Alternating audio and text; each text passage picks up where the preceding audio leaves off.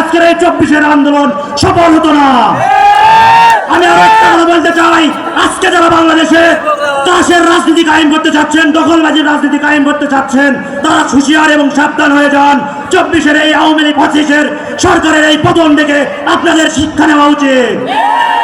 শুধু একটা কথা না, আজকে এই গণ অভ্যুত্থানে আমাদের শ্রমিক ভাইরা যেভাবে রাজপথে শহীদ হয়েছে, তার জন্য কেউ কোনো সরকার মূল্যায়ন করছে না। আমি বলতে চাই, বাংলাদেশে শ্রমিক বান্ধব রাষ্ট্র গঠনের জন্য আমার অধিকার পরিষদ সর্বদা শ্রমিকের পাশে আছে এবং পাশে থাকবে।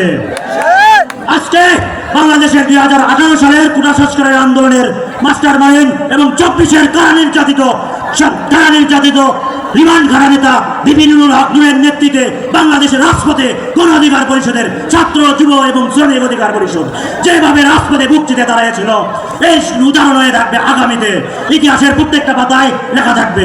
এই বলে আমি আমার সংক্ষিপ্ত বক্তব্য শেষ করলাম। সকলকে ধন্যবাদ। আসসালামু আলাইকুম।